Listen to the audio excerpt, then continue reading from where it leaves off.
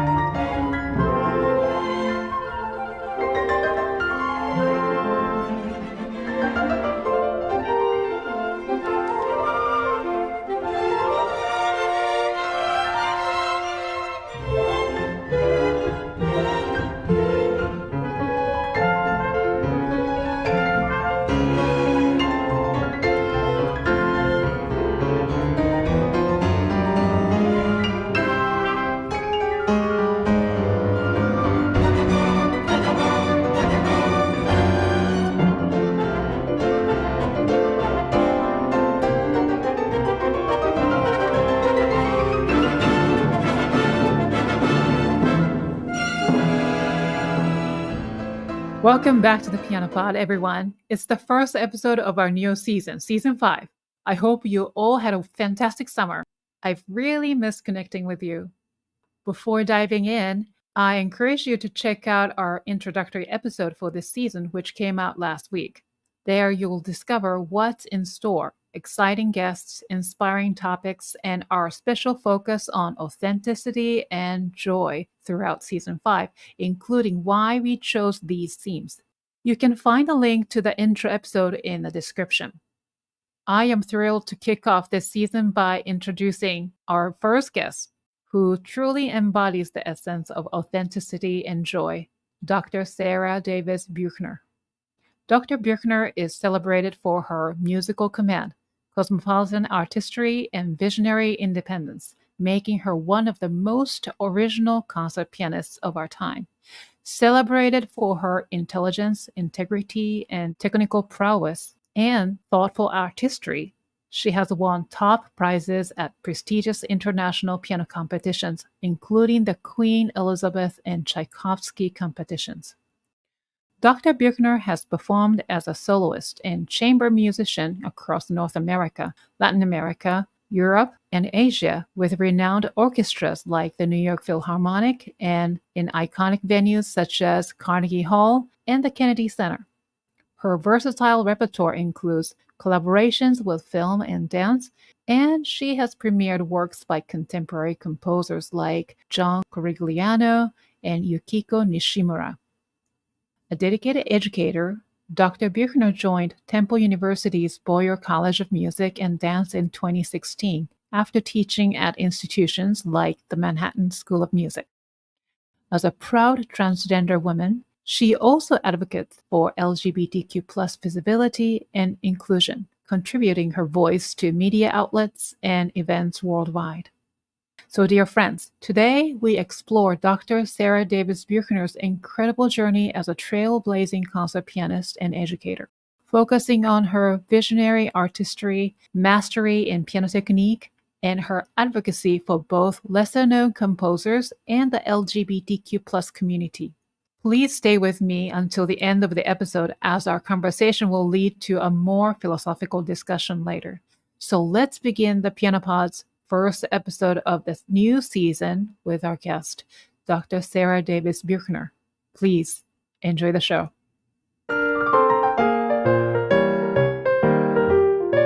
You are listening to the Piano Pod, where we talk to the brightest minds in the industry about how they are bringing the piano into the future and thriving in a complex, ever-evolving world. Welcome to the Piano Pod, Dr. Buechner. Thank you so much for joining us today. My pleasure to be here. A great honor. Thank you. It's really an absolute honor and pleasure to have you as our first guest of this season, and especially with our focus on authenticity and joy this year.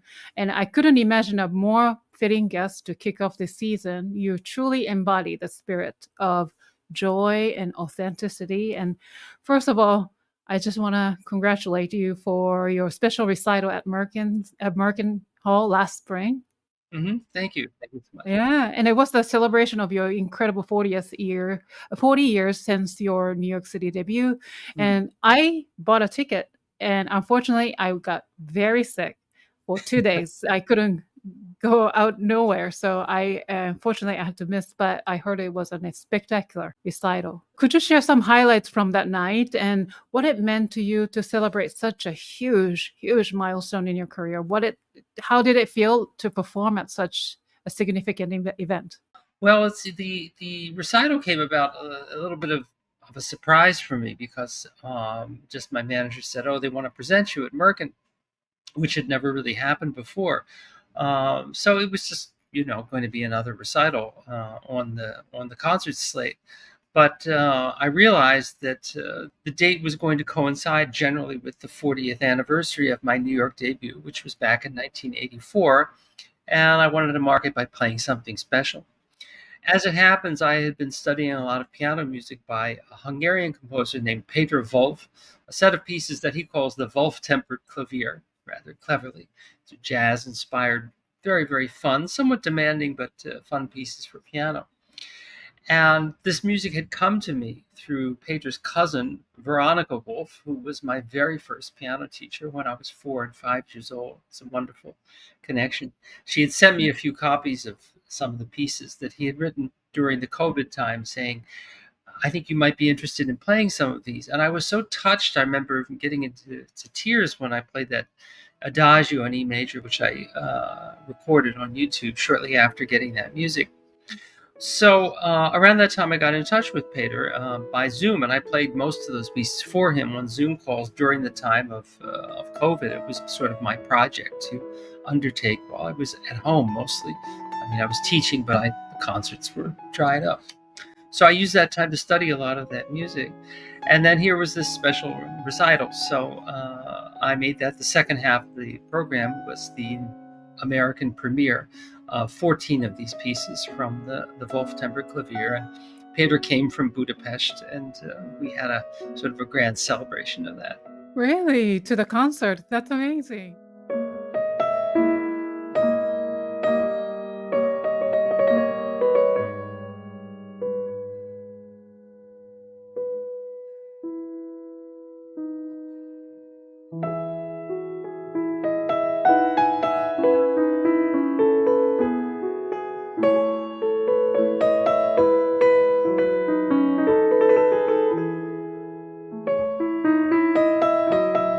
Wonderful. And then also you performed, besides those Wolf Temple Clavier, you said 14 out of 24, correct?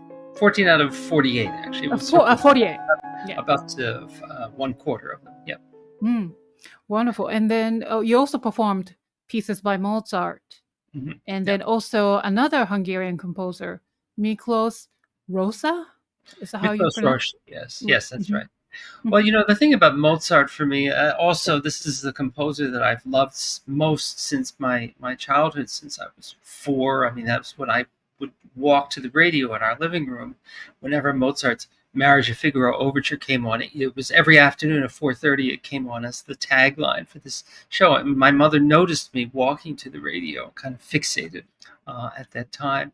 I've always loved Mozart's music, and it always feels I don't know, comforting or foundational to start my recitals with Mozart's music. So that sort of felt like a given. And then, so there's something about foundations there, about Miss Wolf and Mozart. And Miklos Rozsa was one of the great Hollywood composers of the 1940s and 50s. That's what he's most remembered for now.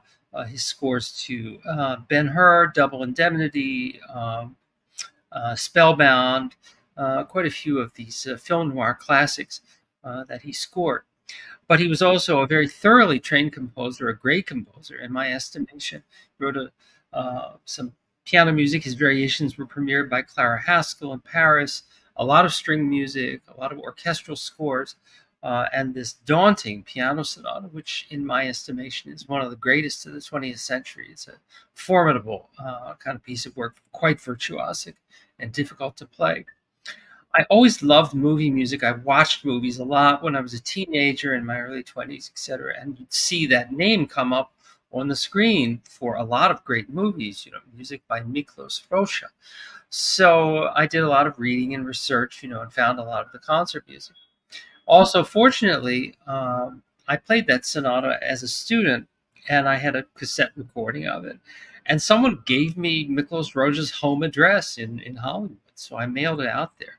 And I got a phone call from his daughter who said how much he had loved it and he liked it. And a couple of years later, I went to Los Angeles and I played in the Hollywood Bowl. It was a pops concert, and I played Miklos Rozsa's so-called Spellbound Concerto, which is a sort of a pops 15-minute piano concerto made of themes from that motion picture. And as I was rehearsing with the orchestra, I suddenly heard the musicians sort of talking, this kind of whiz. And behind me, to my astonishment, was Miklos Rozsa's daughter, Juliet, was pushing him in his wheelchair up the path, put him right next to the piano. He had several strokes, and it was hard to communicate with him, but he wanted very much to hear me play. And they brought him to that dress rehearsal. It was, I think, one of his last public outings. So I had a chance to meet him and talk to him a bit about his music, which was, a superb honor, of course. Wow, that's amazing. And what was it like to be in the venue, and what was the reaction from the audience by listening to all these contemporary composers? Well, I think the recital itself in Merkin was a big hit. It was a nice, generously sustained hand, and standing ovation and all the rest of it. Times have changed. I mean, I had hoped that Péter's music would elicit a review in the New York Times or something like that, but they don't review so many concerts these days. So unfortunately, that didn't happen. But there was a grand party afterwards, and actually quite a few celebrities came as well. So Really? Oh, yes. Like who? Well, that's between me and my gods. Okay. Well, you deserve all the attention, of course. Yes. Well, thank you very much. Yeah. That's wonderful. But do you plan to play all the Wolf tempered clavier eventually?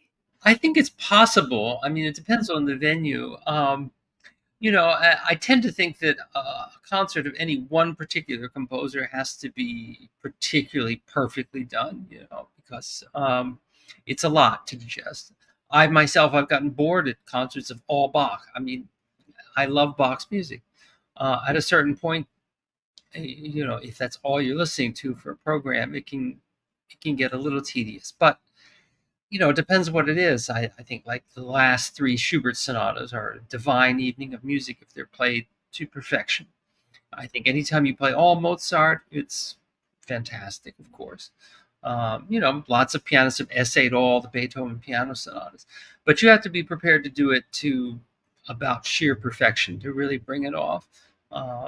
So Péter's complete Wolf-tempered clavier would probably be run to about 2.5 to 3 hours, and that would be a devoted audience indeed. And I might get a little tired doing it too. Reflecting on 40 years, like since your New York City debut, how do you feel your artistry and choices in music have evolved over the years, over the decades? And are there elements from your early performances that you continue to embrace, or have your taste and technique transformed significantly? Wow, Yukimi, that is like the question of the decade. There, it's going to take a long, long time to answer that. I think that an artistic journey is a kind of evolution, of course.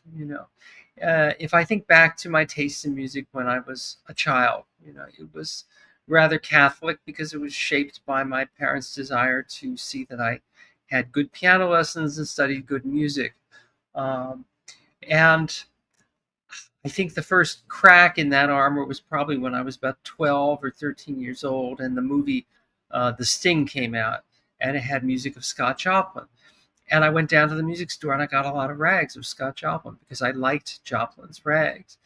And I remember asking my piano teacher about playing some of those, and also the Gershwin preludes for piano. And he told me, well, that's fun to play, but you can't play that on serious recitals. That's just for your own amusement. And that was just where it was. And I accepted that as common wisdom for a good portion of my life, frankly, until I had the courage to break out and say, "Oh, I like this. I think this is really good, and I can play it well, and I'm going to play it." You have to get to the point where you're not worried that people will criticize you for your choices, or if they do, who cares? That's their problem. Speaking of Miklos Rozsa's Piano Sonata, the very first time I did play it, I was getting my graduate degree. And one of my professors, he was in a musicology class, he stopped me in the hallway. He says, I saw you're playing some Miklos Rozsa. And I said, yes. And he said, why are you playing that trash? You know, and I just said, I like it. That was the best answer I could give him. Later I thought I should have said, well, I like that trash better than your trash, but No. that would have been the best answer. But you have to have great belief in your artistic choices to do something like that. And you can't fault anyone, myself or any other young pianist, for playing the traditional repertoire when you feel like, well, that's what you have to play to be judged. So when I left my hometown of Baltimore at the age of 16 to go to Juilliard, I remember I was practicing Liszt's B minor sonata, Balakirov's Islame, the Tschaikowsky piano concerto. Trying to think what else I was practicing. A whole pile of Chopin etudes, almost all of Opus 25. So all of which is music I've played in concert, and none of which I've played in concert for probably the last 25 or 30 years. Not that I don't like that music, but it doesn't say something, unique and really vital to me that I feel like I have to transmit. If I go to Carnegie Hall and I hear Christian Zimmerman play the Liszt Sonata in B minor, I am sure he's going to give that an incredibly committed and personal interpretation because he's playing it because he feels something very powerful about it. And I think it's possible I would play that piece again in the future, but it has to be at a time when I feel like, oh, there's something in that piece that I have yet to really, you know, say in public. And ironically, it's the music that's much lesser played that I found so much richness in terms of music that, it's so fresh to my ears, so fresh to a lot of people's ears because it's not played very often. And there's just much more to discover in great music that hasn't been, frankly, overplayed, like the Beethoven sonatas, the Prokofiev sonatas.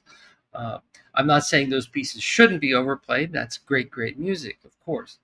Um, but when I start to make my own list of music that you almost never encounter in the concert hall, you can quickly make a list of very, very fine composers, starting with Anthony Dvorak and then Gabriel Pirnet and Joaquin Turina, Gabriel Fauré.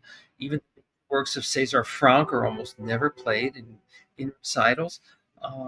Make a very, very long list of stuff. Even if you want to take on Bach, think how much Bach wrote and think really how much of his keyboard literature is played. A very small portion of it. I mean, there's like tons of things that Bach wrote that you just never experienced in the concert hall. Say, for example, the art of fugue. How often do you hear someone take on some project like that? So, in terms of going back to your original question, my artistic journey, my evolution, and so forth, I feel like I would describe it as a kind of an ongoing circle that just seems to expand and expand and expand. I feel sometimes a little scared that I can't control that circle a little bit better. I'd like to feel like there's a proscribed journey that one is taking, like you're going from here, you're going to this spot, this spot, and then at the end, when your life is finished and you're in your deathbed and God appears and says, you've done the right things, then you pick the music that you exit with perfectly. But it's more like just this unending maze where, you open this door and then that door leads to this and this and this and this, and there's endless other things. The world of music is just enormous. I knew it was big when I first went to New York to study, but I had no idea just how big it really could become. And of course, it's not just investigating the past. Music is created every single day. So, in addition to expanding in terms of what you don't know from the past, what you don't know about today, and what you don't know is going to be composed tomorrow, uh, there's just endless possibilities. So, not only looking into all those possibilities, but then also deciding which possibilities are really of interest to you and which are not. And I think after my birthday this year, I'm tempted not to say the number, but what the heck, I'll go for it. I'll soon be turning 65. There's Oh, something in me that's saying it's time to say it's all right if you don't want to play that anymore. I can live the rest of my life without playing that piece. Actually, I recently moved to this lovely apartment you see me in, and moving for a musician always involves countless, probably 200 boxes of scores. And there I was sifting through a lot of those scores, and some of them I looked at them and I thought, I'm not going to play that. I'm probably not even going to teach it, but I don't need it at my home. I'll put it in my studio at Temple University in case a student's interested in it. I'm starting to think about when when I'm not here, maybe somebody can use it. So, and I'm not not sure. yet. Not yet. You're very young. No, I don't want to get too morbid about any of that, but there's something a little bit comforting in a way like that. Uh, I recall the first time I walked into the Juilliard Library and I saw, as a student, as I said, I just turned 16 or 17, and I see these aisles and aisles and aisles of scores and so much music. I had no knowledge of what it was. I was terrified. My God, I'm going to learn all this. How am I going to do this? How am I going to do this? So now it doesn't terrify me so much Wow. that stuff is actually kind of endless. Mm. And are you still like learning new repertoire on a regular basis? Yeah. Yes, it's kind of. I often tell people that planning a recital program is a little bit like plotting out a gourmet meal, right? You're going to have a dinner party, and you want everybody to have something that they like. There's got to be some salad. There has to be some side dishes, a couple of main courses, maybe some desserts, maybe some side snacks, some candy here and there. Of course, something sweet to drink and so forth. And in terms of either recital programming or what I feel like if I'm studying and I have a good balanced program to work on, well, there's things to study that are of technical interest that help me maintain just my ability to play. And there's never any shortage of challenging etudes to look at, of course. Um, then, of course, there's Baroque music, and if I'm not really so much in the mood for Bach, actually these days I'm finally sitting down. I'm trying to read about 10 to 15 Scarlatti sonatas every day so that at some point I can say, yes, I played through them all. It's really important. I think of him as one of the very, very great composer I Mhm. dearly love. And I don't want to climb into the casket without knowing, yeah, I did it. I don't want to feel like, oh, there was volume 10 and 11 I didn't get to. That'll be sort of disappointing. Yeah. Yeah. What's of course intriguing about Scarlatti is that in his writing he seems to have thought of every possible technical device used by composers from much later centuries. Think about double notes and octaves and crossed hands and different articulations and registrations and speeds. I mean, the variety is simply astonishing. Then there's classical sonatas, and these days I always find myself catching up on the ones that I don't know quite as well. These days probably be Schubert, and the romantic repertoire has been pretty much covered. I'm much more of a Chopin and Brahms person now than I used to be. Liszt has had his run in my life. Okay. Youngsters with the fast hands can play all the Liszt. That'll be just fine. I'm sort of getting into Dvorak all over again. People don't generally know that he wrote a lot of piano music, and although some of it is a little unwieldy, in terms of his keyboard writing, it's quite beautiful and very refreshing in a way. The end of the 20th century, there's just always more Busoni and Martinu, and yes, even some more Miklos Rocha, and then new things. I mean, Peter Wolf. I'm always looking for new Japanese composers to play. I'm very intrigued by that country and its music as well. And composers do send me scores, and I tend to be kind of picky. I'll read through things, and in general, if I'm not interested, I'll just lay them aside. But I do make it a kind of a commitment that I don't just play old music, that I do actively try to premiere things, not just by a famous composer, but by generally a lesser known composer who I happen to have met, someone who needs a champion. I think that's part of the process for me. Wow, that's quite amazing. Lately a lot of young musicians started performing more, lesser known compositions or lesser known compositions by lesser known composers or whatnot. But you've been doing this for decades, and you're way ahead of everybody else. And then to do this my podcast, I actually get to learn about each guest, but also I get to learn so much about different piano literature. And then as I was learning about you and then listening to all sorts of your recordings on Spotify or YouTube, I came across so many interesting pieces. So, for example, this morning I was watching a performance of Poulenc Variations by Koji Taku. Koji Taku, yes. That's a fantastic transcription. It's a very great piece, and that's a wonderful story to tell, which links into all of this. There are basically, I would say, two central characters in my life who really inspired me to think about music on a very cosmopolitan basis. The first was my Baltimore main piano teacher after Miss Wolf. She took me to play for her teacher, who was a brilliant Filipino pianist named Reynaldo Reyes.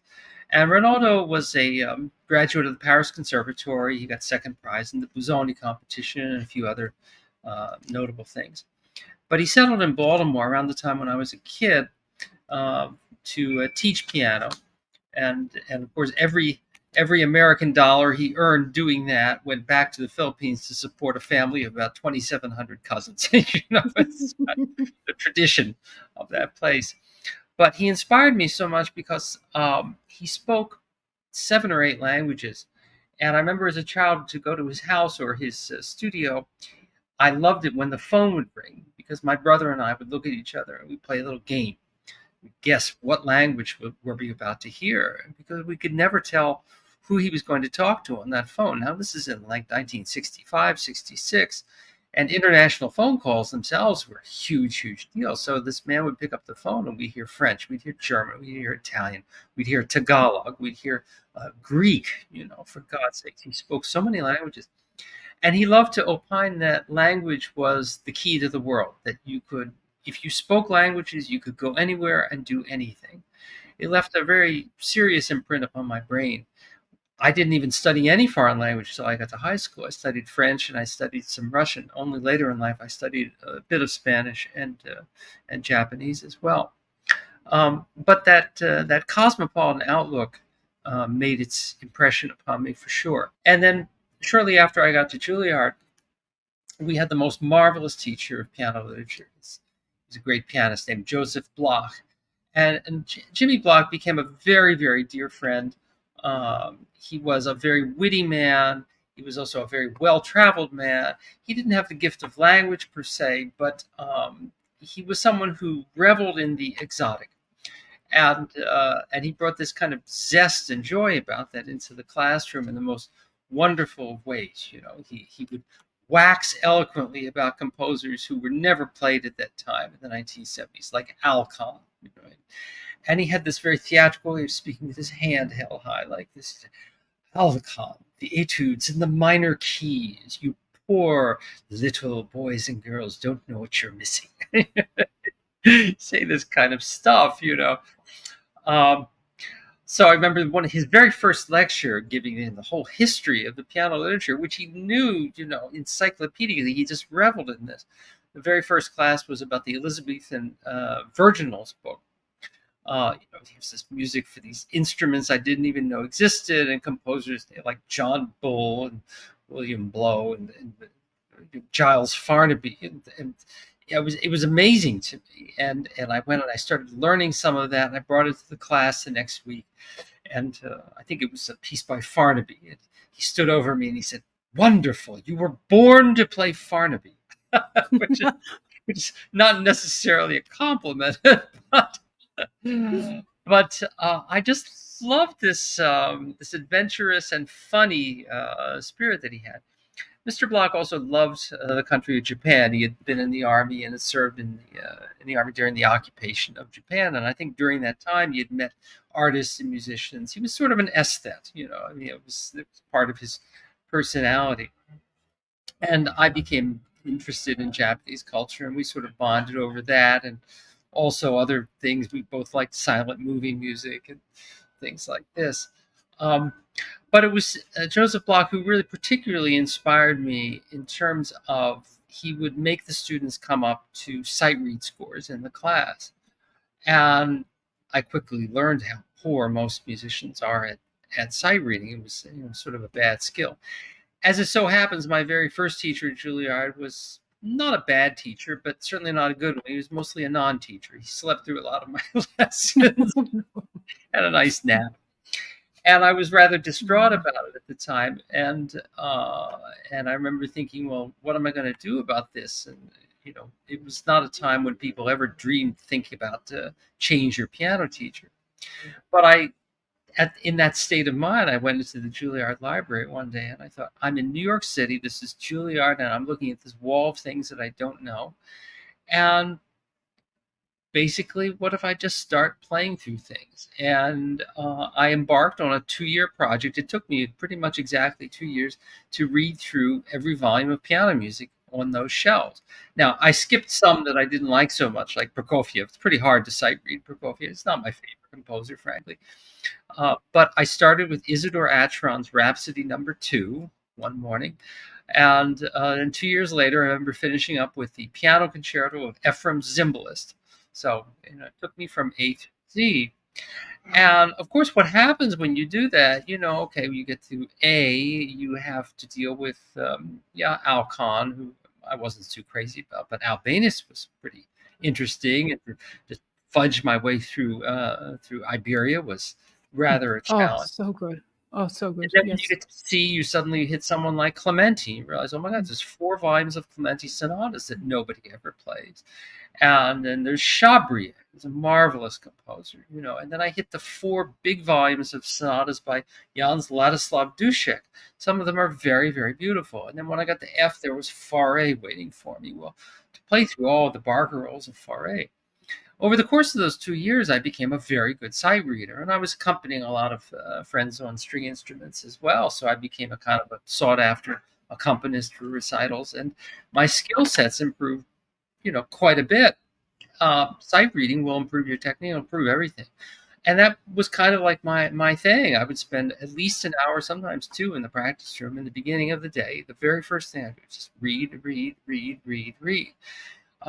I really had no idea how much I was helping myself out in terms of being able to speed up my learning process and learning repertoire. But I gained such an appreciation for those composers who you just didn't hear in the concert hall, and then I wanted to play those composers. I heard my classmates up and down the halls of Juilliard playing all the Beethoven sonatas brilliantly. Chopin etudes like Nobody's Business, the Liszt etudes, works of Chopin. These were the stock and trade, and I had to study those things also as well. But nobody was playing Mujeres Españolas of Joaquin Turina, and it's so beautiful. I'm so happy I recorded that.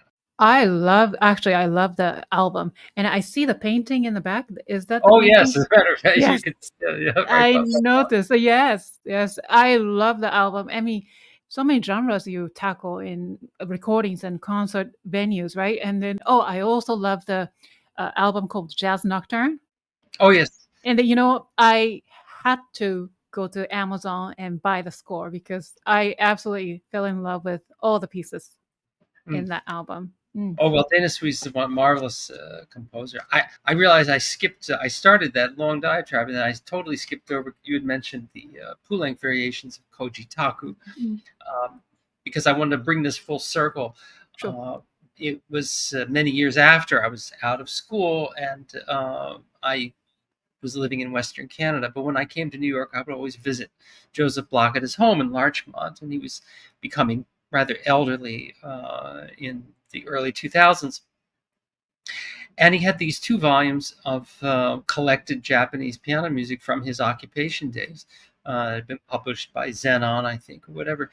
And I asked him if I could borrow those, and he said, "Oh, sure," And I took those home, and in the middle of that collection of music by composers who I'd never heard of, here was this piece by Koji Taku, who I'd never heard of either. And it amazed me, and I went back to Jimmy's house, I don't know, a few weeks later, and I played the piece through for him, and he loved it, and so did I. And I started to put that onto my concert programs.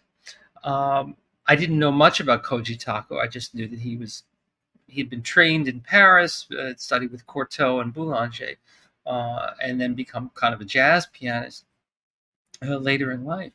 But at some point, his daughter contacted me. I had no idea I had a daughter who was still alive, and she's sort of a pop musician. And she was delighted that I was playing the piece. And then a Japanese publishing company asked me about preparing a new edition of the piece because it had a lot of problems in the score. And I did that. I prepared a rather thorough edition of that piece. And then another edition has come out since that time, and the editor of that edition pays homage to me and thanks me for doing such a wonderful job with the thing. I'm very, very proud of that. In a way, I plucked something of total obscurity that no Japanese musician remembered at all and brought it back to life. I can go into my grave knowing I did something good in my life. It's a good feeling. I think it's a great set of variations, and I played it a bunch of places, and I'm so proud that it's back in print because of me. Oh, that's beautiful.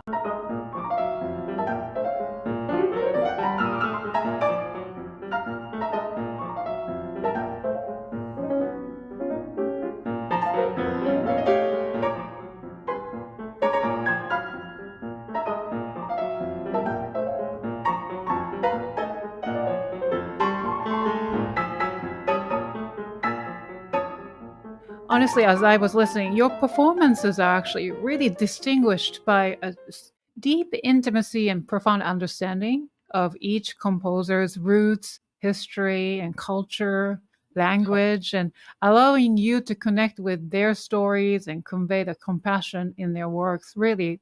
So, can you share how you personally approach the process of understanding a composer's intentions, especially you perform so many different works by various composers, from the dead to the living, So, well, that's boy, Yukimi, you brought the heavy artillery today. I'm sorry. That's all right. That's all right. Fair enough. Fair enough. I'm thinking back again to a very big influence upon my life, particularly in my teen years, was the world of paintings and of visual art. Probably starting just from class field trips to museums. We lived in Baltimore, but we would my dad would either drive or take us on the train down to Washington and see museums for our cultural betterment. But particularly, I guess, it was the Impressionist composers always left a very, very big influence upon me. I just loved, a lot of people do love the canvases of Renoir and Monet and so forth. But it fascinated me that these canvases were like a portal to a totally different world. And if you stand transfixed into one of these places, you can smell the breeze, you can feel the air in those things. It just enables you to relive something that in a sense is gone, but it's immortal there in front of your eyes. Even as a child, I was kind of dazzled by portraits of Rembrandt, because I would look at them and yes, they were beautiful, but what stunned me was that the people were alive to me. They weren't dead at all. Their eyes, their hands, everything. They were telling me their stories. And I think that I had this connection between what art truly is. It is a kind of an immortality. It's this portal to someone's story, somebody's existence. Uh, and I mean, this is what humanity is. It's a series of stories. We all have our story to tell. So that's the part that maybe fascinates me the most about the music I hear that really intrigues me is where is it bringing me to? What kind of story is it telling? Say when I'm playing Rachmaninoff's variations on a theme of Paganini for piano and orchestra, it's such a strong, rhythmically absorbing piece. And the minute you get into, I don't know, it's variation 7 or 8 in the DS era is hurt. Now you realize that the composer is telling you something about the devil, the violin, the power of the A minor tonality, and the inevitability of death. I mean, he wrote this piece towards the end of his life. He wrote it around the same time as the symphonic dances, which also used the Dies Irae and the Isle of the Dead and so forth. And, you want to climb into Rachmaninoff's head. I mean, what was he thinking about? What were his thoughts about the meaning of life, about the brevity of life, or his own contribution as a creative artist? I find that so completely absorbing, and it's probably one of my favorite concertos to play because it just sucks you in, from the very, very first notes. It's a perfect piece of music. I can't say that about a whole lot of scores, actually, that, even of Beethoven or Mendelssohn, Schumann, et cetera, we can hear things that are great. It's a great, great piece of music, but to say it's something is absolute sheer perfection, you could not change a single note, dynamic, anything in that score. I do think of that piece that way, the same way as Mozart's Jupiter Symphony, perhaps, or the Requiem of Gabriel Fauré. In any case, this, idea of studying the music from the musical outside of it, like it's a great tableau, it's a story, it's an autobiography, it's someone's life. It's so totally absorbing to me. I mean, I can't imagine starting the study of a piece from the aspect of, okay, let's see, I want to win a piano competition, so this part I want to play fast, and then this has to be accurate. And so forth. I mean, those technical details will come in when you analyze the piece, pick it apart, have to practice it, like the master watchmaker, take all the mechanism apart and study it. But I think that comes later. The very first thing is, does it excite your passion? Does the piece excite your passion? Does it pull you into that composer's world? And that's what a great composer does, really pulls you into their story. Not your story, but their story. Before continuing this fun episode with Dr. Sara Davis Buechner, let's take a moment to hear from our valued sponsor, Keys to Success, whose support helps make this podcast possible. Are you ready to make a difference through music? Keys to Success is thrilled to announce our practice-a-thon. For only $25, you can become a vital key in bolstering classical music education. Just like a piano is complete with 88 keys, our mission is complete with supporters like you. By registering, you commit to practicing 1,000 minutes of music. Whether you're a novice or a seasoned performer, every minute contributes to something bigger. At Keys to Success, we're dedicated to bringing classical music opportunities to Newark and its surrounding suburban communities. Your $25 registration not only supports our mission, but also makes you an essential part of a movement that's changing the landscape of classical music education. Imagine this, your support could be the key that unlocks the potential of a young musician, offering them the chance to experience the transformative power of music. As members of the classical music community, your involvement sends a powerful message about the importance of nurturing the next generation. We're looking for classical musicians like you to amplify the importance of music education. Visit keysnewark.com to sign up and join a community that values the impact of every note. You can learn more about the Practice-a-thon by finding us on Instagram at keysnewark. Join our Practice-a-thon and help us create a symphony of change. With just $25, you're not only playing your part, you're becoming a key player in the world of classical music education. Let's make those keys sing and inspire the next generation together. you mentioned a little bit about technique. So how do you balance the need for technical precision with the expressive demands of the piece? Do you find that one often informs the other? I think ultimately they do, although, like I just said about the watchmaker, there's this aspect of study. If you start from the top of Mount Olympus, imagining, well, let's pick a piece. Let's say actually, I think I'm going to restudy the Mendelssohn Rondo Capriccioso, because I played it when I was 12, and I think I can do it a little bit better now. So you think from the Mount Olympus of, oh, that's going to be light and frothy, and the opening will be incredibly beautiful and moving, and then it'll be sprites and elves dancing and so forth, and then the thunderous octaves at the end. I mean, what a great dramatic piece. Okay, that's my mindset. That's where I want to end up. Well, to get there means lots of slow practice. The opening has to be perfectly calibrated and voiced with taste and style, and then a lot of question about tempos. Is it going to be a very slow, somewhat slow? How are you going to approach that? Then what about the speed of the scherzo? As a kid, I used to just womp it out, play it as fast as I could. Well, that's not going to happen now. Doesn't make a lot of sense. And then the octaves, are they, you know, you don't want those just to be show off bangy octaves. Like when I was 12, that's what I did. Bang, bang, bang, bang. Well, it's a storm. It has to have some evocative picture and so forth. So now you have to break it down into, okay, technically, what are the things I have to be in complete control of so that I don't have to think about the technique.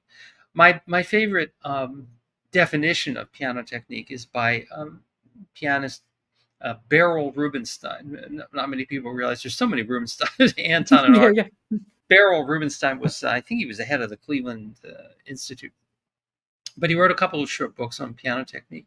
And I love his definition where he says that technique for a pianist is like money in the bank. The more of it you have, the easier your life will be. However, to show it off for its own sake is very bad taste. Perfectly said. It is, of course, the means to the end. And if you have a prodigious technique that you can rely on, then you can set about to controlling the sounds and the speed and the tempo and the message of what it is that you're doing. I was really surprised when my teacher, Mr. Reyes, passed away. I think shortly after that, my dad dug up out of the basement all of my old assignment books that I'd had since studying with him starting around age 7 or so until I went to Juilliard. And he mailed them to me, he sent them to me. And I was looking through them, and my remembrance of Rinaldo Reyes when I was a child was that he danced around the room. He explained the difference between words like vivace and living and animato, and talked about French sculpture and paint the colors in French paintings, and what is the real meaning of Impressionism, and how do you half pedal and quarter pedal, blah, blah. These things, because these are the intellectual things that so absorb me about his brilliant conversation. I was not ready to open those assignment books and see week after week after week after week of specific assignments, this scale, this scale, this scale, this scale, contrary, parallel, staccato, legato at the third, at the sixth, the octave, the Czerny, the Kulak, the Pishna, all the Bach inventions, Bach symphonias, just piles of that stuff. I do remember kind of hating the Bach 3-part inventions, and him getting mad at me once, and he said, you have to practice. Didn't like to practice those things.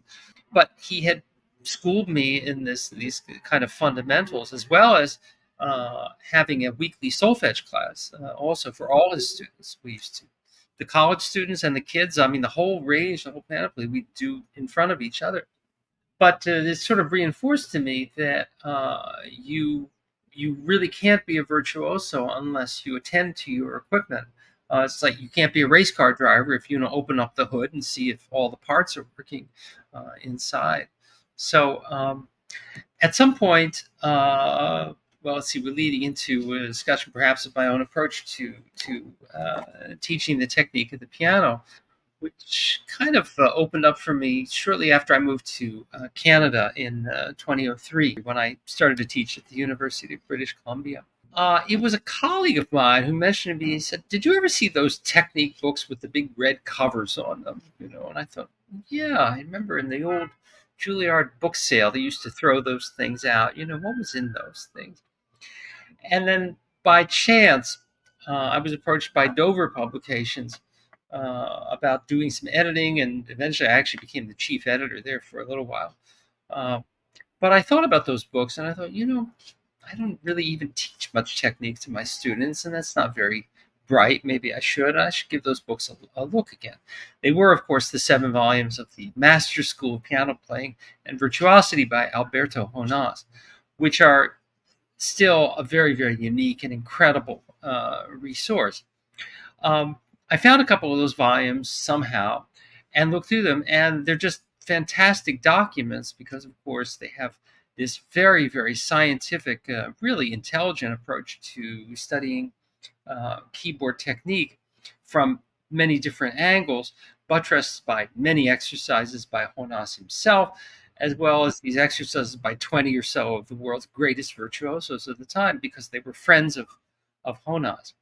So I brought the idea of republishing these. They hadn't been in print in decades. To the powers that be at Dover, and they were keen for the first 2 volumes, which they didn't have to pay any royalties on. So I said, well, I've got to write something about them. You don't just put them out there like they're just, whatever. I need to know more about the person who did these and make something kind of special about this republication. So I started to research the life and work of Alberto Jonas, who was a very important pianist, a good friend of Ignaz Paderewski, and he happened to premiere Paderewski's piano concerto in New York and also in Boston. And he had taught in Berlin for a while and then come to the United States, taught in Philadelphia and New York primarily.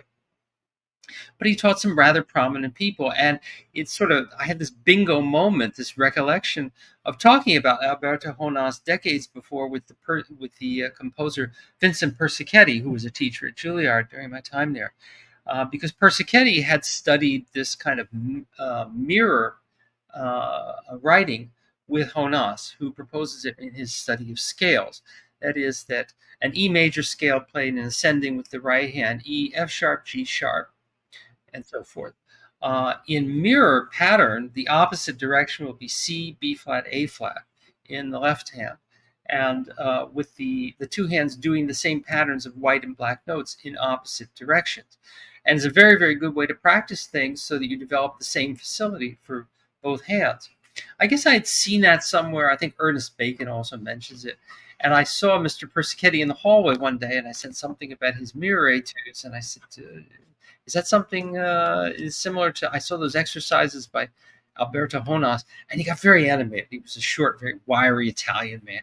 And he said, oh, yes, mirror writing is a very exciting way to write for the incredible harmonies. Yes. And Jonas showed me, I just sort of forgotten about that. I said, oh, yeah, right, Alberto Jonas and all that kind of stuff.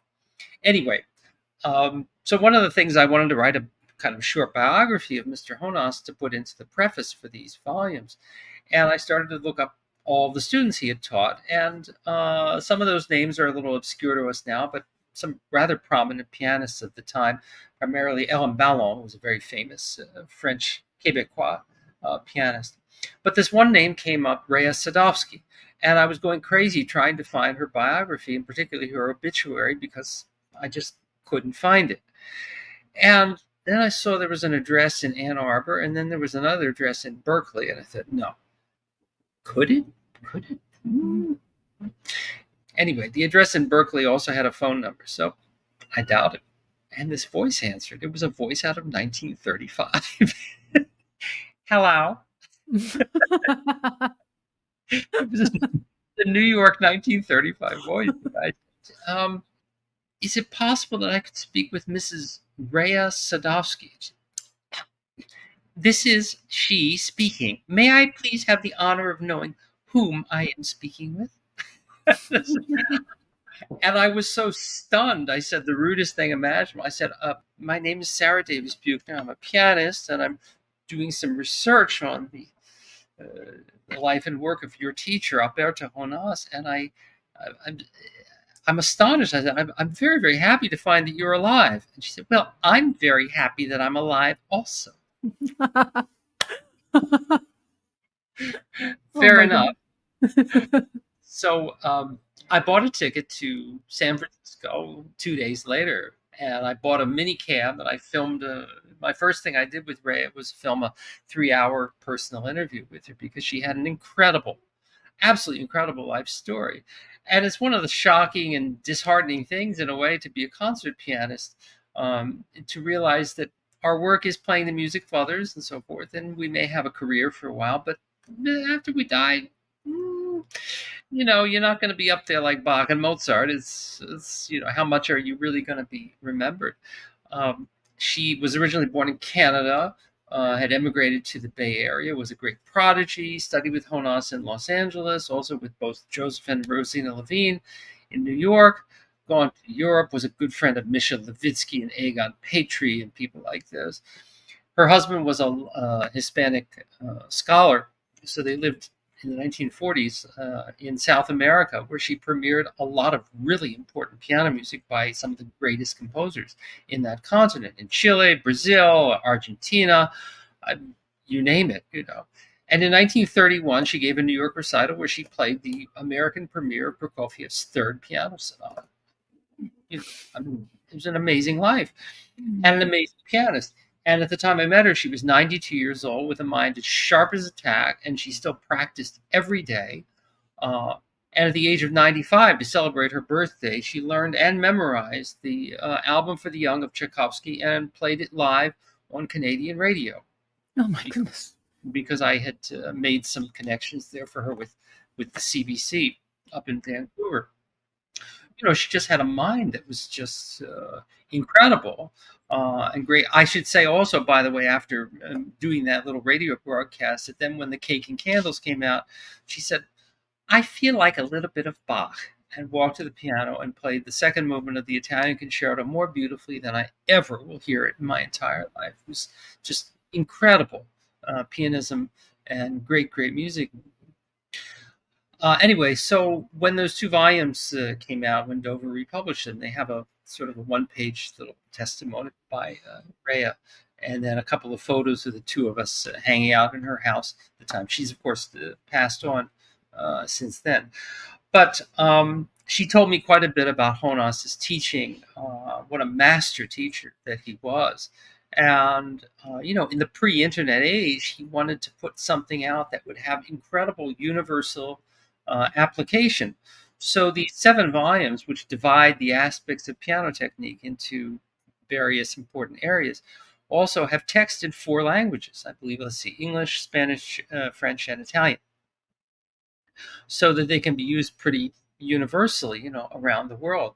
They came out in 1929, shortly before the Great Depression hit, and they were expensive books. I think they were priced at $10 a volume, which is well beyond the range of most people's ability at that time. And after the Depression hit, they just went out of print like pretty quickly, which is a great shame, because it's the work of a master pedagogue, showing you. Volume 1 starts from, or I guess I should say the series of those books basically takes the approach of from small to large, from the smallest aspects of piano technique to the largest. So starting with volume 1 is mostly devoted to exercises that help extend the reach of the hands and the flexibility of the muscles. And it has all kinds of intriguing exercises by Jonas himself, by Alfred Cortot, by Busoni, by Joseph Levine, an incredible stretching exercise by Joseph Levine.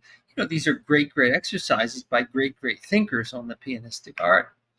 Volume 2 devotes itself to the study of scales and all sorts of permutations. Volume 3 is arpeggios. Volume 4 is about the art of playing double notes, whether it's double seconds, thirds, fourths, sixths, and Volume 5 is devoted to chords and octaves, and Volume 6 about other musical concepts associated with the piano, including the longest, most useful chapter ever written on the art of pedaling the piano that I've ever seen.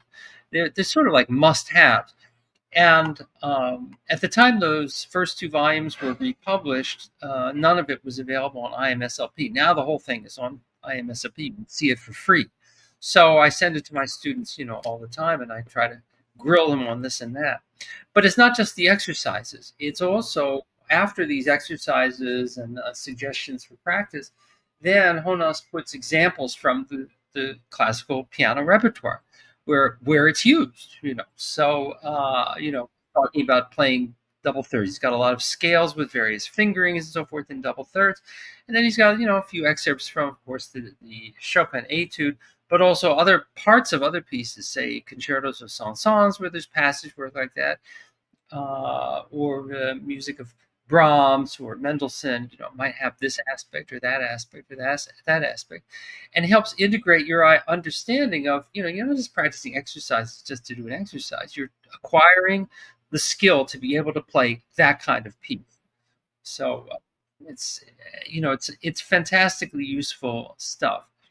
And that influenced my own pedagogy to a great degree, because I thought, well, here's one of the greatest teachers of the 20th century who left behind this great, great record of just what he thought was important.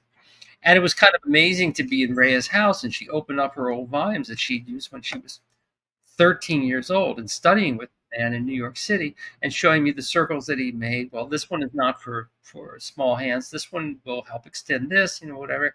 And I saw that, these books are very, very large. He didn't intend for anybody to go through every single part of it. He just pick and choose, this one, this one, this one, this one. He wanted to have a great resource as a teacher. And that's what it is for me. It's a great, great resource for me as a teacher as well. You have the series of School of Virtuosity, titled School of Virtuosity on Tone Bass, explaining Honas' technique, right?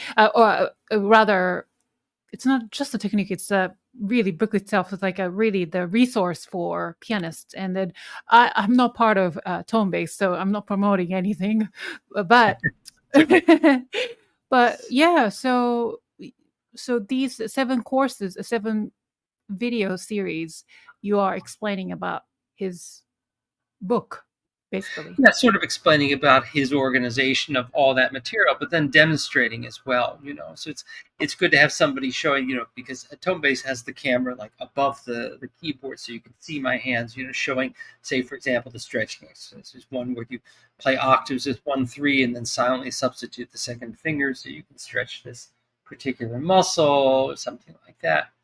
So just sort of demonstrating a good or proper way to do it. But then those excerpts that I mentioned, some of those to show that, why would you want to do that, and what's the idea behind all of this. There's so much to it. I mean, say to play an octave passage from, let's say, Liszt's B minor sonata, to discuss all of that would be first to practice the passage with the thumb alone, with a very, very loose wrist, to promote the relaxation of the hand. Then for accuracy, you probably want to make sure, are you using just fifth finger, fourth finger, third finger? What is the fingerings of some of the outer parts? The aspect of up and down with the wrist, moving in and out of the keyboard, all of this. Would you want to transpose that exercise, for example, to get maximum impact out of it? Do you want to practice it legato, staccato? I don't know. There's just all sorts of variation possibilities there, which are going to improve your piano technique. And tone bass is designed for both professionals and amateurs. I mean, amateur players, I think, like having this kind of like inside scoop on how do professional pianists really prepare something, and they learn a lot from that. But I've heard some awfully good amateur players also who benefit from this kind of thing, and I think all of it helps to promote the art of piano playing, which, frankly, these days, we've come down from the great high long ago of the 1920s, 30s, 40s, when everybody took piano lessons, to a time now when everybody takes guitar. And that's a shame. I mean, the piano is a marvelous, magical instrument with not only affords us many, many hours of sonic joy, but there's still something so wonderfully gathering about a piano that everyone stand around and admire and talk and contribute. And that's Sure. how it was in my home, particularly at holiday time. We Really? around the piano and sing things. It's a very American thing to do. Well, but that's actually the start of anyone's journey, right? So I think these days, because I'm teaching young children too, sometimes that's something missing from home because, you know, anyway, but I'm just curious. So I think you mentioned probably in tone-based video because I watched a little bit because I was so curious about Alberto Horna's work and I really want to check out the book. I'm glad because I was about to buy the book on Amazon, but you can do it. No, no, You no. can. You can get it for free on Okay. IMSLP. Oh, good. Yes. Before it was on IMSLP, of course, I was working on that edition of it, so I had to acquire a set, and it took about a year and a half and about $1,000 to get a set together. It's not easy to find. Yeah. Yeah. But anyway, in the video, you said, you emphasize the importance of building a solid technique foundation. That is, that developing piano technique is not just a phase, but ongoing, lifelong process, Mhm. right? And how do you see this continuous development of strong technical foundation continuing to a pianist's growth and evolution as an artist? Well, I mean, there's always something new under the sun, right? So, and if I really want to drive myself crazy, I'll open up my volume of those Ligeti etudes and start practicing some of those because I just I still recall the first time a student came to my apartment to play some of those for me, and I recalled thinking, "Thank God I'm not under the age of 30, and I have to learn these for competitions." It would be just flabbergasted, by then. I had one specific experience which sort of told me that piano technique never really stops, and that was a recital in Japan, I think, and I really had to play some Scarlatti, and I love Scarlatti, but there was one sonata I thought, oh, I really want to play this thing. That's nice opening. And I started practicing it, and I realized it had extended passages of repeated notes, fast repeated notes in the left hand. I had never done that. I had never played repeated notes in my left hand. And I had to spend weeks developing the technique to be able to play it. I still don't really have that technique to play it, but if I was going to play that piece, I just had to train my fingers to be able to do that. And I remember that was like the first time in maybe a few decades that I thought, here's something I really don't know how to do. And I have to teach myself how to do it. There's always going to be something.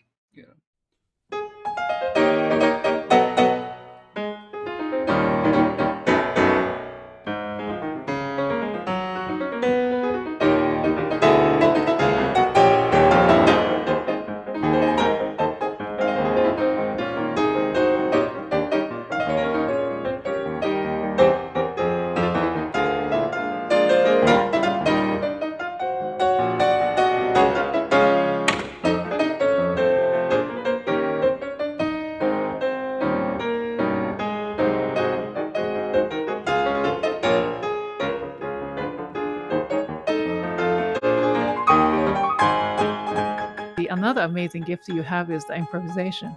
And you sent me the link of Meet the Mets, Rhapsody in Orange and Blue. Are you a Mets fan? I am a Mets fan. Yes, I've been a Mets fan. Okay. I'm a lifelong baseball fan. To grow up in Baltimore was to be a Baltimore Orioles fan. And then when I went to college, I was a very huge Yankees fan for many years. But that came to an end when I moved to Canada, and I started to spend a lot more time in Japan. And I became crazy about the Hanshin Tigers of Osaka. In fact, you're my enemy. I'm a Giants fan. well. Oh. In Japan, they say anti Giants. Anti. You're against That's right. Yes. In fact, a dear friend of mine, violin friend of mine, sent me this is a kanji Hanshin Tiger kanji drill. kanji drill book, and the exercises are based on baseball scenarios. Oh my goodness, how adorable! How adorable! It is rather adorable. I've got to work on that. So that became the baseball thing for a long time. But then when I joined the faculty at Temple, was living in Philadelphia, and I have to be honest, I just don't have any affection for the Philadelphia Phillies, but I always loved New York. I'm not crazy about the Yankees having moved to a new Yankee Stadium, and uh, anyway, I started rooting for the Mets. And at some point, a friend of mine challenged me. He says, "You know, they have that theme song. It's really catchy. You should do something with that." I said, "Oh, come on, you know." But at some point, I don't know. I did it as a joke. You know, I started to write this crazy arrangement of Meet the Mets, and then okay, so I made a video of it, and the thing went kind of viral, and I ended up playing it at City Field a couple of times for their when they had the Pride Night. I played a big Yamaha under the jumbotron, which is great fun. I mean, I love baseball, and I always have. It was always in our house. Everybody loved baseball. My grandmother, particularly, was the big baseball nut. So it's kind of fun. But that's not an improvisation. I'm really not able to improvise. That's a jazz skill. But I have composed a bit. When I was getting my doctoral degree, wrote I wrote a song cycle and a set of variations for violin and some piano pieces. And I've lost my interest in composing, unfortunately. It's hard to do. It takes up a lot of time, and you have to be really inspired. But I'm glad I wrote those pieces, and sometimes I do play my own music from time to time. And I know several very accomplished pianists who really admire that Meet the Mets thing. I think I'm going to have to. I didn't write it down. I'm going to have to notate it down at some point. Yeah, transcription or arrangements are always fun because it's somewhere between the composition and improvisation, and it's Right. Of course, it's a very catchy tune. You know, what can I say? And you get to. It's got that part where you have to. You hear the sound of the crack of the bat, so you get to hit the piano too. I know I saw it. It's a brilliant arrangement. I enjoyed it so much, and then some of the octaves and chords, and oh, they are really really difficult to do. Brilliant Thank you. arrangement. I love it. You have been teaching for as long as you have been a performing artist, I'm sure. And then, as someone who has taught at prestigious institutions like the Manhattan School of Music, the University of British Columbia, and Temple University currently. And what have you found to be the most rewarding aspect of shaping the next generation of pianists? I think the best reward that you get from doing that kind of teaching is you acquire a kind of perspective which includes hope, because you're touching people. And it's funny, in the fullness of time, how many years I've now taught, I certainly had students who I thought were just about to just embark on huge, major, important careers and didn't. I also had students that I really didn't really assess their talent level as very high, and they went on to do significant things in music. You're always surprised by what the end result of things is, and you sort of learn that the human soul or the creative spirit takes an awfully long time to gestate. It doesn't happen quickly by any means. And maybe I should have intuited that earlier, because I certainly, when I was finishing up at Juilliard, I was studying with Rudolf Verkushny, great teacher, a wonderful man.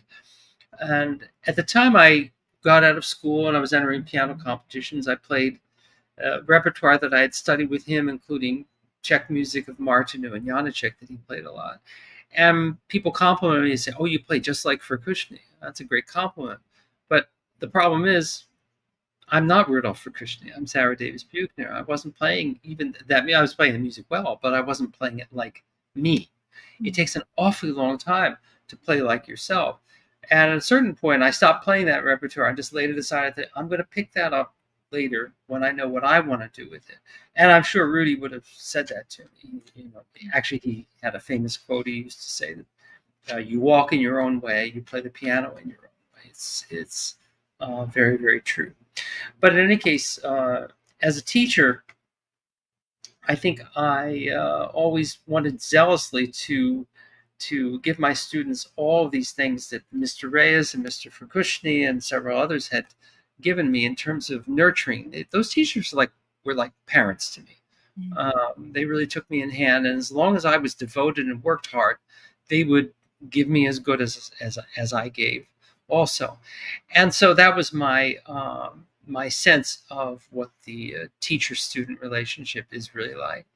I was a little surprised in my first teaching position that it turned out not necessarily to be the case. There were some students who were very close to me and we forged quick bonds, and others who were just casual and not much came of it, And in a sense, they're not family. We are people who, sort of ships passing in the night. But some of it is destined to be life changing, and some of it, it's not. It's You learn to sort of give up the control in that situation, that the other party is responsible for themselves. The best thing you can do is give them the tools, you know. And if they take the tools and there are good tools, they can do something with it. And I certainly have had plenty of students tell me years later how grateful they were to me for this lesson or that lesson. Now, having said that, I remember one summer, I think it was 1978, I was having kind of a technical crisis in my playing. I was 18 at the time, and I went for a summer class in Victoria, British Columbia, where one of the teachers was a man named William Aid, who was the head of piano at University of Toronto, but more importantly, he was a co-student with Glenn Gould of a great pedagogue named Alberto Guerrero.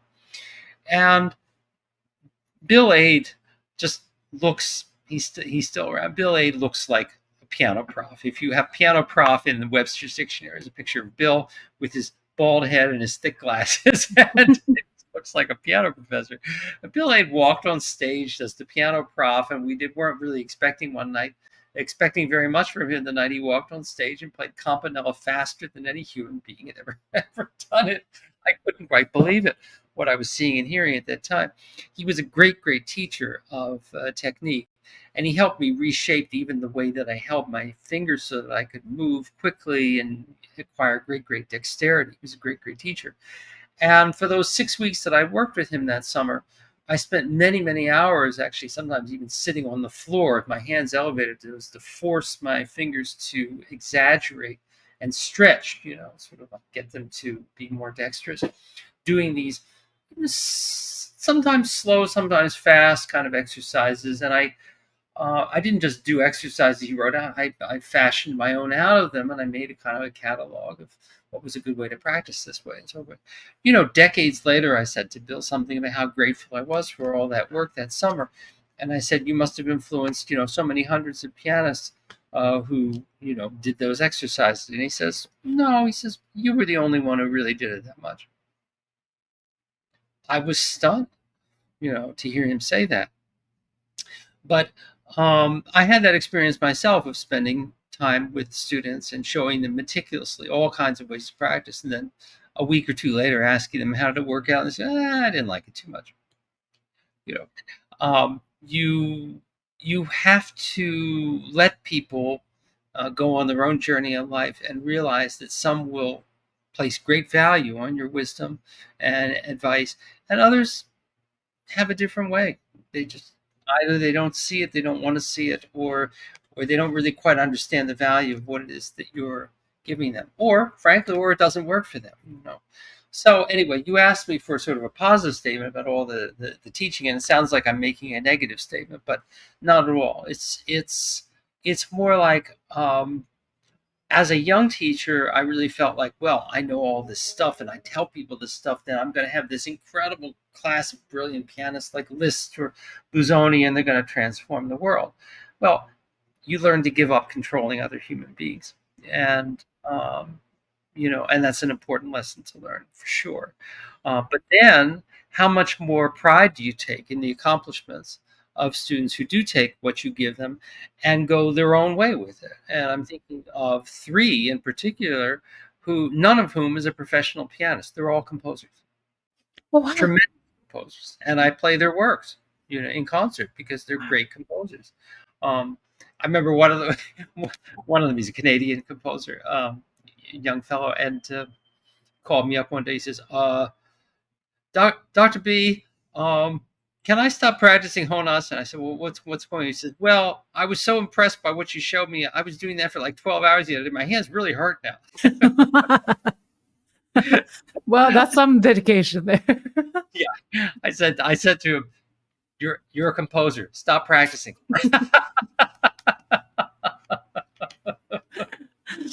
But I guess the point being, I mean, there was those who became composers. There was one that went into music technology. There was one who became the director of the U.S. Marine Corps band. I mean, people have their own artistic muses, and it might not be aligned with yours, but it's wonderful to see them follow it.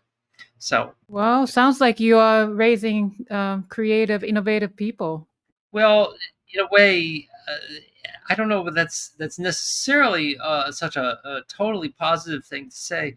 This has happened so many times to me that some student I've been teaching for a few years, whether it's 2 years or even 4 years, undergrad student, it's usually in the last or the next to last piano lesson that they say, Dr. B, what do I do now? I always start by saying, fine time to ask me. And the first few times that happened, I was really, really buffaloed, and I felt inadequate because it's like I should be able to tell them, well, let's see, you enter this competition, and you write to this person, you do this, like direct micromanage their life and career.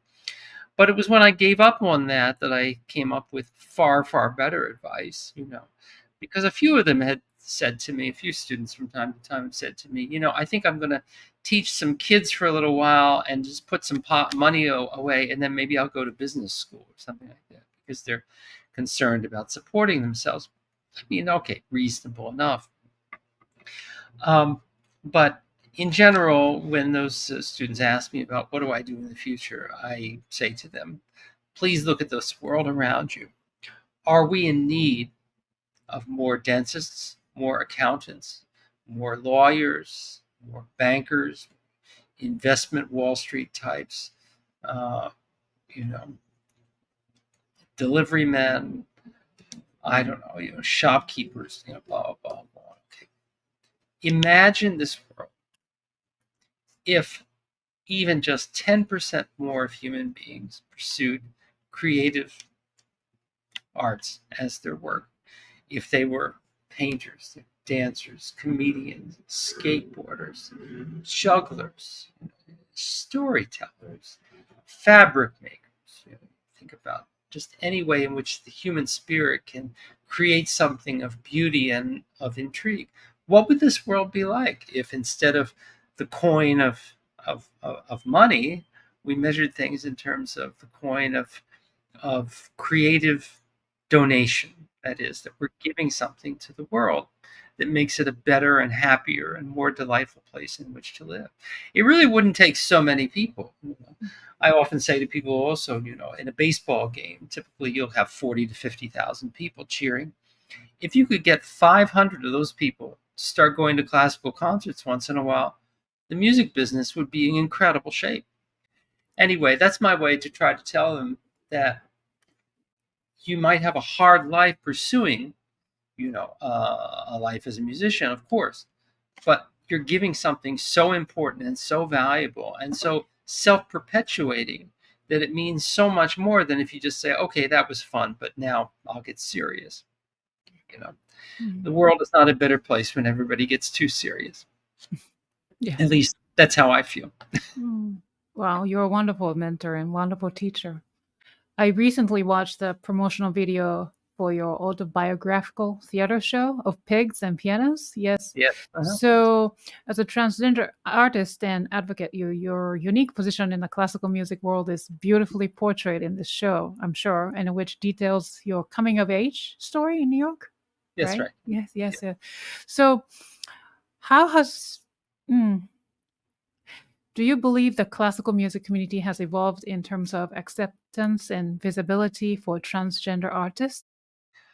I would have to say no. I don't think it's really evolved so very much. I'm routinely frustrated by the words of various sponsors and presenters, and certainly my dedicated agent has put in more than 20 years of hard effort trying to get doors to break open.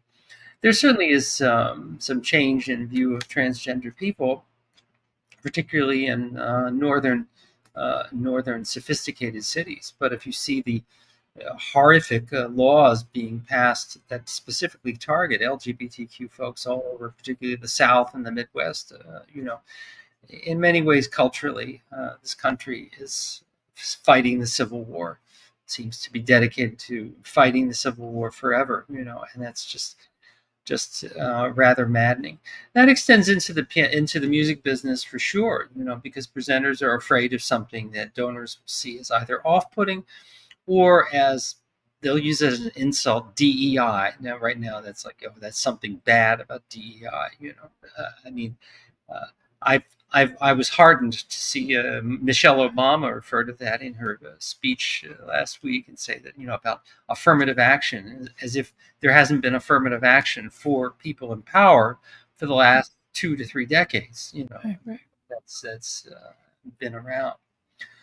Now, having said all of that, I mean, I'm well aware of my position in classical music, and that to date, there's really nobody else doing what I do as a transgender artist.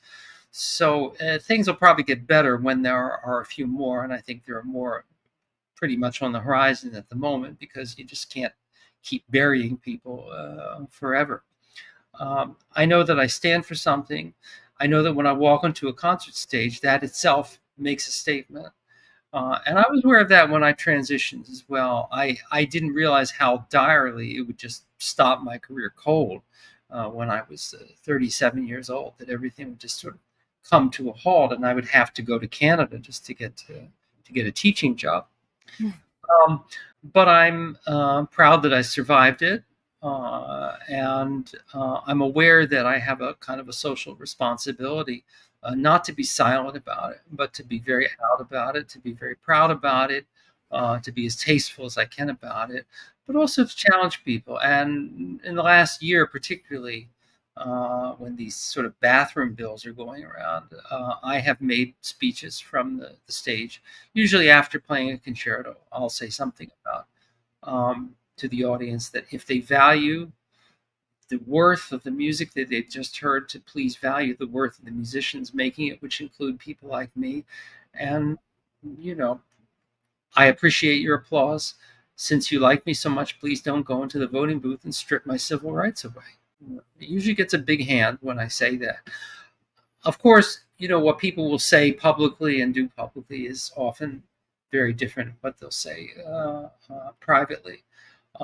And one sad prediction I had at the time of the George Floyd riots and sort of the birth of Black Lives Matter, when I saw the arts sort of responding to, okay, well, we have to have more Black representation in the arts, I sort of predicted, I bet for 2 or 3 seasons they'll have lots of Black artists, and then it'll go right back to the same old thing. And I sort of feel like I'm seeing that happening. There were these Florence Price things, bam, bam, bam, bam, bam, lots of Florence Price. This is, the true diversity that could be presented in the concert hall is far larger than what these concert presenters can conceive of. And I realize that I've been doing DEI myself for decades, just because I love the diversity of art. I mean, classical music, if it's just Bach, Mozart, and Beethoven, you're gonna get mighty tired of that after a while. Mm-hmm. Yeah. So, the fly in that ointment is always economics. Is what they think is going to sell. What's going to sell a ticket? What's going to sell out a house? And ironically, what I've learned myself over so many years of playing concerts is that you could walk on stage and play an entire program of really hard to listen atonal stuff. But if you present it in a charming and enlightened and interesting and passionate way, and talk about the music and what it means and how come you love it so much, and listen for this and this and this, and make it a kind of an adventure, everybody will love it. I remember this wonderful quote in an obituary. I have a bad habit. I like to read the obituaries first thing in the morning. Just first of all, to see if anybody I don't like is gone. So that's a good day.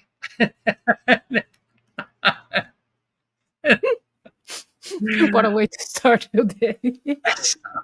Okay.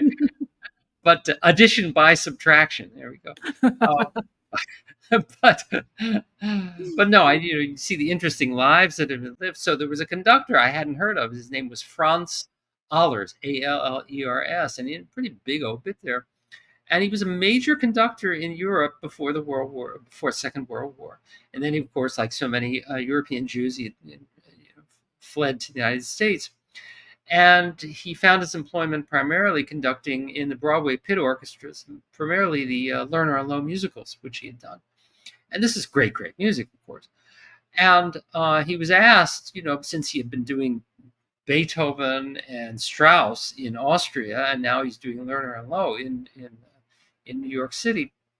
He had been asked about did he feel bad about the whatever, and he said simply, there is no first or second rate music. There are only first or second rate performances. There's so much truth in that statement. If you have pride in what you do, if you're convinced of the excellence of what it is that you're doing, then you can do a great job, or you fail and you don't do a great job. So this kind of informs my thinking about so many concerts. It hardly even matters really what it is that you're doing. Are you doing it well? Are you doing it in a way that connects with people? Are you doing it in a way that ignites people's creative spark, awakens their passion? That's really where the big money is. Wow. So, what advice would you give to young LGBTQ plus musicians who are navigating their own journeys in an industry that has historically been less inclusive, although we're trying? Well, there's always been those folks in the industry, of course. I mean, the creative arts are just full of wonderful LGBTQ folks. It's just in the past, it was sort of like it was shielded. It wasn't talked about, or as one of my ex-managers said to me after he met me after I'd come out, he said, well, it just wasn't done. So it was like it was an Emily Post rule or something like that. I think there are good and bad aspects to the technological age, of course, as we all know, with cell phones and so forth. But I think young people are just much more connected than ever before, and their knowledge of the world and acceptance of things that are very different than their understanding is huge. I mean, I can walk into a classroom pretty much anywhere. Nobody's going to give me a second look or a second thought or anything about who I am or the fact that I'm trans. Or it just doesn't mean anything to these young people, which is, I think, it's a very, very wonderful thing. I guess my tack has been that patience is my best friend in terms of, if you live long enough, the old fuddy-duddies do die off the vine eventually, and then they're replaced by people who have a very different experience of the world and a fresher appreciation of reality.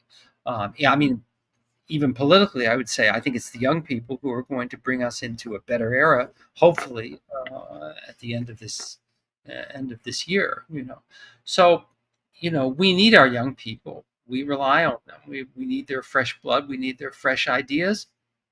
We need their energy, and we need their enthusiasm, and that's all there. The young people that I meet, the young musicians I meet, have I don't even think they think there's a separation between straight and LGBTQ. It's all, it's the human race. We're all humans. So what's the issue? It's sort of like the old stick in the mud. So I don't want to insult my own dad, but poor dad. He's a good man, but I'll tell that story. It was. I think it was in Vancouver. He came for a visit, and we walked into a Starbucks. Now, my dad was born in, probably 1933, and worked on the railroad as a young man, and he's a blue collar white guy. So I don't know how much he had ever been into Starbucks, but we walked into Starbucks. I said, "Dad, you want to get some coffee?" He said, "Sure." So I took him into Starbucks, and he started shaking. He looked up on the board there, and he saw these things, these frappuccino things, cappuccino things. It's a half whip, no whip, decaf, half calf, whatever. He just started shaking. He literally was shaking, and the baristas, and yes, sir, can I help you? And he got mad, and he said, I want a cup of coffee. And I said, Dad, she'll make you a cup of coffee. It's okay. You don't have to pay attention. Oh, what's all that stuff? He was sort of upset, and I tried to talk him down to you can have what you want, and those people can have what they want too. It's all good. It's okay. You don't have to get upset and challenged by that. I think that's kind of like the the problem. The problem folks are the ones looking at the board and just wondering, why has the world changed like that? It's too much. It's too confusing. It's too much. I can't deal with it. No, and I don't want to even critique that. I mean, like I said, I started this interview mentioning my age. I mean, I don't feel old. I don't want to. Think, none of us really. I think we like the idea of old as revered. Wiser. Yes, wiser. Yes, there we go. But old as fuddy-duddy and stuck in the mud, that's not particularly all that attractive. And yet, you know, the world changes with incredible speed, and it's very, very hard to keep up with things. And I know anytime I have to use my cell phone, I mean, you see people doing, right? I'm not one of them. I'm the person doing it, and I'm fine with that. I don't want to take the You're time. not missing out so much, so. Yeah. I hope not. Yeah, no. Anyway, so Oh. that's my diversity story. Oh, well, thank you. Well, living authentically, especially in the face of challenges, it requires such immense energy and courage, and can be but in the end, can be the source of joy in life. And from your performances to your advocacy, I think it really shows. So I Oh, appreciate you for being here today. Really. well, thank you, Yukimi. Thank you so much. You're so kind. It's such a lovely interview. What is your next step? I believe you are Greenwich House School, Music School's inaugural German Diaz Memorial Piano Chair. Yes, this was offered to me. I guess it's going back about 8 or 9 months ago, just right out of the blue. Rachel Black, who is the head of Greenwich House Music School, In New contacted York me City, yes. in New York City. Mhm. Yes, sent me an email, and Herman Diaz was a very fine pianist, a great pedagogue, and he had been the chair of that music department for about 60 years. He was a good friend of mine. He was a teaching assistant to Claudio Arrau, good friend of Arrau's also. Um, um, his older brother, was a very prominent Cuban composer as well. Herman was kind of like the royalty of Greenwich House for many, many years. He taught a lot of really gifted pianists who went on to find careers. After that school, they went to Juilliard and Mannes and Boston Conservatory and places like this. Anyway, Herman died, I guess, about 10 years ago.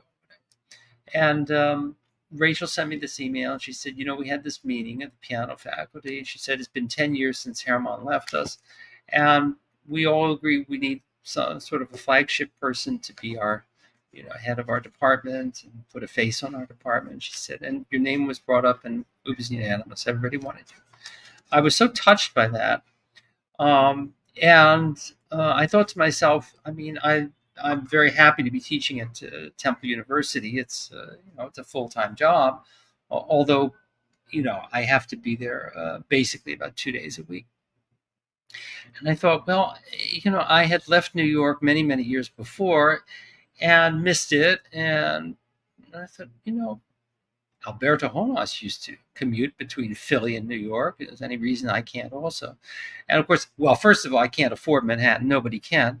But I found this lovely place in Newark, New Jersey, which is 20 minutes out of Manhattan and about 50 minutes north of Philadelphia. So it seemed like it was sort of like meant to be.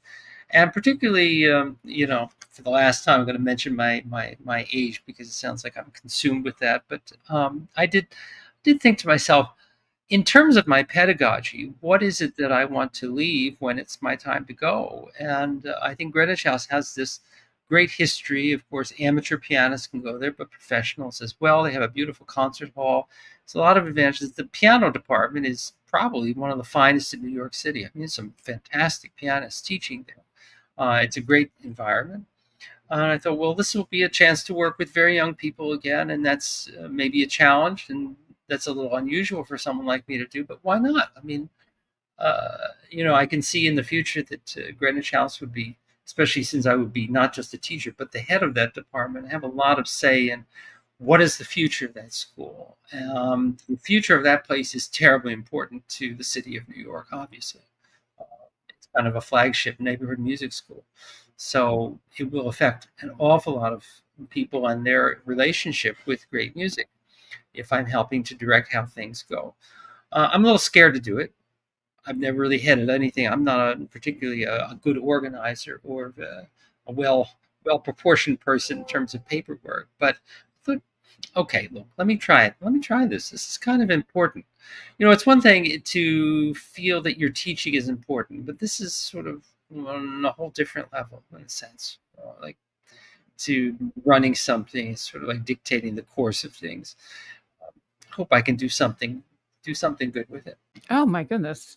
It would be such an amazing thing in such a neighborhoody, you know, place in New York City, West Village. Oh, yeah. Well, it's connected, of course. The Greenwich House is a much larger social service organization. They have a Yes. pottery school, they have a dance school, That's and right. they have social services for the LGBTQ community. So there's a lot of personal reasons why it makes sense someone like me would be involved with that. So I hope I bring some knowledge and expertise to bear there. We'll Oh, find I'm out. sure. I'm sure.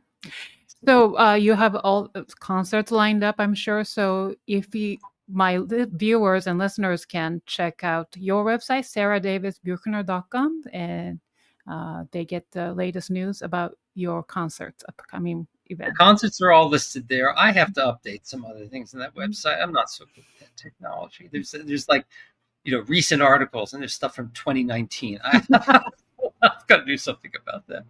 But we'll Okay. take care of that ASAP. And Oh. the schedule is all up there, yes. And so that will tell people where I am and what I'm playing. Wonderful. Thank you. So this has been a really great, fun, inspirational conversation. And thank you so much for really staying here with me for this long time. And before I let you go, we have one more thing to do. It's called the Piano Pod's Rapid Fire Question. So each question may sound really silly, but your answers may reveal who you truly are. Uh-oh. So, Okay, now you got me terrified. so ready or not, please answer them with the shortest responses possible. No explanation is necessary. Okay, let's start with the easy ones. Question number 1. What is your comfort food? Mac and cheese? How do you like your coffee in the morning? Absolutely hot, black, steaming, direct. 3 cups. Oh, great. Cats or dogs? Oh, cats, for sure. Okay. Sunrise or sunset? Oh, both. I'm going to cheat on that one. I love both. Summer or winter? Winter, for sure. Now, level 2. What skill have you always wanted to learn but haven't had a chance to? Mastering Spanish. What is your word or words to live by? To thine own self be true. Shakespeare. Beautiful. What is the most important quality you look for in other people? Sincerity. Okay. Now, level 3. Name 3 people who inspire you, living or dead. Malcolm X, Leon Trotsky, and Albert Einstein. Oh, wow. Great, thank you. Now, name 1 piece in your current playlist. MacDowell, To a Wild Rose. Oh, beautiful. Such a sweet piece. Yes. Perfection, yes. Last one. Fill in the blank. Please fill in the blank. Music is blank. Life. Music is life. Beautiful. Ding, ding. That was easy. Yeah. Oh, great. So that wraps up this episode of the Piano Pod. Thank you, Dr. Buechner, for joining us today and sharing your beautiful stories and insights and expertise, and your authenticity and joyous energy have truly inspired our conversation. You can learn more about Dr. Sara Davis Buechner and her amazing work through her website at saradavisbuechner.com. You can also listen to her recordings on all major streaming services. And you can watch her past presentations and performances on her YouTube channel at Sara Davis Buechner. All the links are listed in the show notes. Thank you to my wonderful audience and fans for tuning in. If you enjoyed today's episode, please rate and review it on whatever podcasting platform you use. Remember to hit the thumbs up button and subscribe to my YouTube channel if you're watching this episode on YouTube. Follow TPP on social media to get the latest piano news. I will see you for the next episode of Piano Pod. Thank you, and thank you, Dr. Buechner. Appreciate it. Thank you, Yukimi. Thank you so much. Thank you so much.